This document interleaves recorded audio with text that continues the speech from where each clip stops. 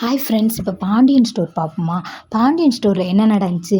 நம்ம முத்துவேல் வந்து கேன்சர்ன்றது தெரிஞ்ச ஆஸ்பத்திரிகளுக்கு வந்து நம்ம கதிர் போய் சேர்த்துருக்கான். சேர்த்ததுக்கப்புறம் பார்த்திங்கன்னா எல்லாத்துக்கும் உண்மை தெரிய வருது. அந்த உண்மையை போய் தெரிஞ்சனால ஹாஸ்பிட்டலுக்கு எல்லாருமே போகிறாங்க. போனதுக்கப்புறம் கதிர்கிட்டையும் கேட்குறாங்க. கேட்கையில் ஆமாம் நம்ம கேன்சர் தான் அப்படின்றது தெரியுது. நம்பலைன்னா நீங்கள் திரும்ப போய் டாக்டர்கிட்ட கூட கேளுங்க அப்படின்றாங்க. சக்திவேலும் போய் கேட்குறாரு. ஆமாம் அவர் 2வது ஸ்டேஜில் இருக்குது அப்படின்னு சொல்கிறாங்க. நம்ம சேனல் பிடிச்சிருந்தா லைக் பண்ணிக்கோங்க, சப்ஸ்கிரைப் பண்ணிக்கோங்க, ஹைப்புன்ற பட்டனை தொட்டுருங்க. வாங்க வீடியோக்குள்ளே போகலாம். அப்புறம் ஆமான்றது தெரிஞ்சது. இவ்வளோ ஹெல்ப் பண்ண நம்ம கதிரை இவங்க மாமா என்ன பண்ணணும்? சின்ன மாமா ஒன்று தம்பி நன்றிப்பா, சரிப்பா, வைக்கிறப்பா, அப்படிப்பா இப்படிப்பான்னு ஏதாவது சொல்லணும். எதுவுமே சொல்லலை. அப்பையும் சொத்துக்காண்டி தான் எங்கள் அண்ணன் பின்னாடி தெரிஞ்சியாடா, இதெல்லாம் ஏன்டா எங்ககிட்ட சொல்லலை அப்படின்னு சொல்லி அந்த கதிரை அடிக்க போகிறாரு, வைய போகிறாங்க, எல்லாமே செய்கிறாங்க.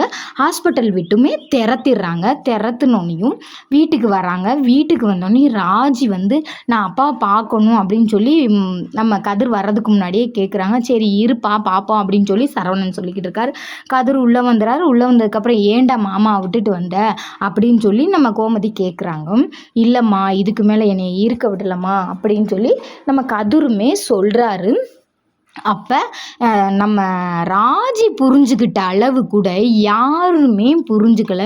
எங்கள் அப்பாவை இவ்வளோ ஒரு கஷ்டத்தில் ஜெயிலில் போய் கூட உக்காந்தாப்புல. அப்போ கூட நம்ம குமாரை காட்டி கொடுத்துருக்கலாம். ஆனால் காட்டி கொடுக்கல. ஏன்? அவங்க அப்பா ஒரு உண்மை சொல்லியிருக்காரு, அதை மறைக்கக்கூடாதுன்னு அவ்வளோ தூரம் ட்ரை பண்ணி நம்ம கதிர் வந்து செஞ்சுருக்காப்புல.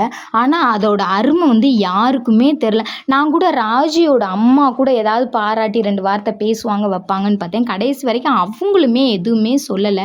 இப்போ எதை நோக்கி நமக்கு நாடகம் போய்கிட்டு இருக்குன்னு தெரியலை. அடுத்த நாடகத்தில் பார்ப்போம்.